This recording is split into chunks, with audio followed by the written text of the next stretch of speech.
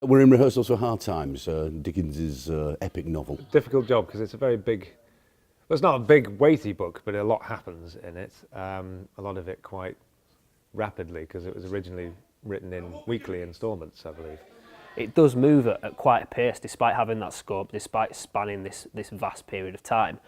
It does move, it moves really quickly and there's always something going on. This isn't a sort of static play with lots of props and things. This is a very active, lively play moving around the stage, and the staging is telling you as much about what's going on in the play as the words. Well, I mean, such a variety of characters would be sort of probably the first thing that would spring to mind. His characters are so colourful, you know, he gives them almost, not ridiculous names, but their names give you an idea of what that character is like. The number of characters that appear throughout that novel, inevitably you're going to lose some along the way, but actually what's so nice about this production is that you see a whole array of them, all of us obviously playing multiple roles at all times.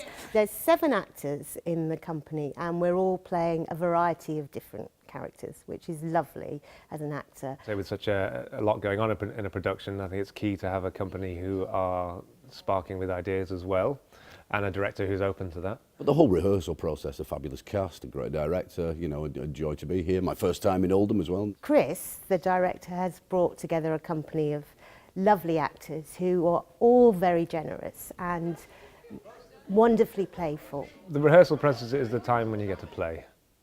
You get to play around, get things wrong, get things too big, too silly, bring them down again, have fun. Right from the beginning, we were really talking about sticking to the essentials with this, and just telling the story.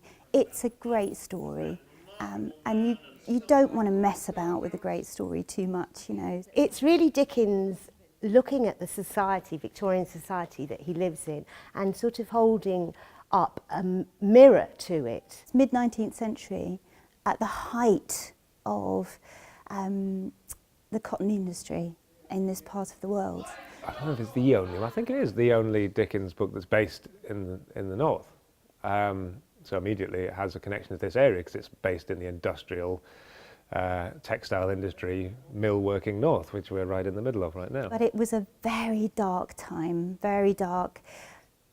And the people really were treated almost as slaves. The shocking divides between the rich and the poor are prevalent in this show and prevalent in our world. We are possibly in a similar time where you have people earning very little, struggling to get by, and feeling like they are mistreated. Obviously you're dealing a lot with social class and about an unrest and a sort of feeling of being, you know, mistreated, and a frustration that lies within that. It's not a dark play in terms of the performance and the storytelling. Once we get on the train of the play in terms of performing, there's no stopping. It's going to be full steam ahead. Great sets, great performances, great cast, lots of crazy characterisation, multi-rolling, laughs, tears, good fun.